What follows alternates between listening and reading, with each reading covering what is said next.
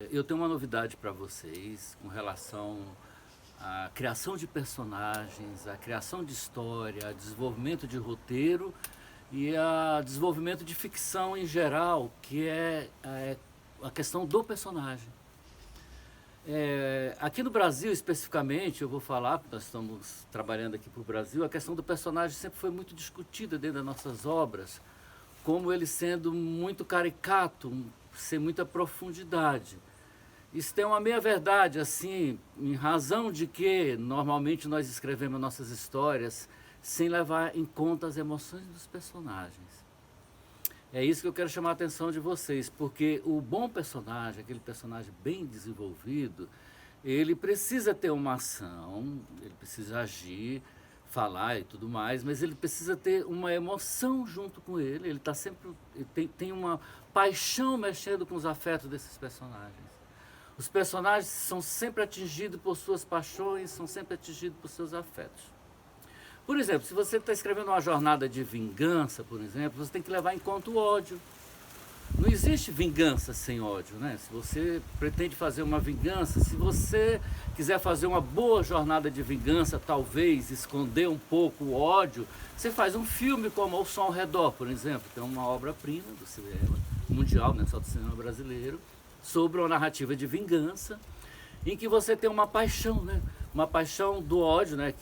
Que move a vingança, mas você também tem uma paixão da melancolia, tanto que a melancolia é forte sobre os personagens são muito melancólicos, que você não percebe o ódio, inclusive no personagem que vai cometer a vingança. Estou falando isso porque agora a gente tem uma nova ciência chamada semiótica das paixões, uma semiótica narrativa, uma teoria paranarrativa, baseado nas passionalidades dos personagens. Eu pesquiso essa semiótica há 3 décadas, fiz esse livro aqui.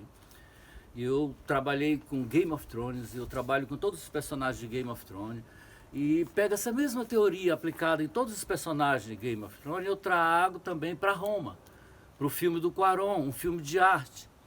E a gente vai entender, através de uma estrutura passional dos personagens, como é a própria estrutura da narrativa.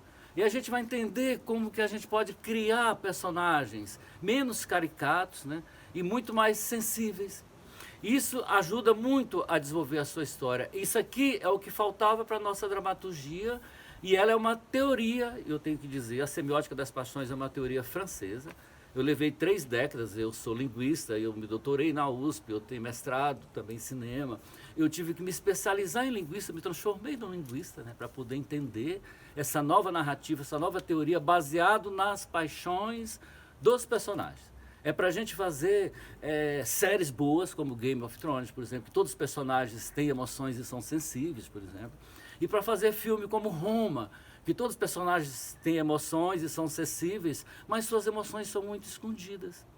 Em Game of Thrones as emoções estão à flor da pele, e em Roma elas estão um pouco escondidas. Isso é um domínio que o escritor tem que ter da narrativa para poder desenvolver histórias com mais, como é que a gente chama assim, para poder desenvolver história com mais autenticidade. Eu acho, para ter mais autenticidade, os personagens precisam ser verdadeiros. Então, o cerne da nossa teoria é a busca da verdade.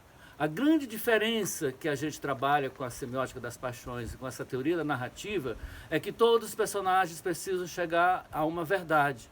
E na nossa dramaturgia nós temos muita dificuldade de achar a verdade para um personagem, especialmente porque a gente quer que esses personagens sejam perfeitos. Então, a busca da verdade é uma busca pela perfeição, porque a grande sacada da questão do personagem é que os personagens são imperfeitos. Nós somos imperfeitos, nós sofremos. Os personagens sofrem. A gente tem que saber disso e colocar isso na frente da nossa narrativa. É uma teoria que precisa estudar, né? Precisa de muito tempo para estudar. E eu vou fazer um curso agora de 2 meses para que eu preciso de um tempo para poder explicar essa teoria, porque as pessoas possam entender o tanto que isso aqui é importante. Esse livro, por exemplo, ele já está adaptado em mais 3 línguas, ele está em francês, espanhol e inglês. Essa teoria já começa a se espalhar pelo mundo, é uma teoria de origem francesa. Então, eu estou disponibilizando para vocês uma forma de escrever melhor, não uma fórmula, não um achado. Isso aqui não tem nada a ver com escrita criativa, com nada desse tipo. É desenvolver boas narrativas, filmes, roteiros e romances com profundidade, coisa que nós estamos precisando muito.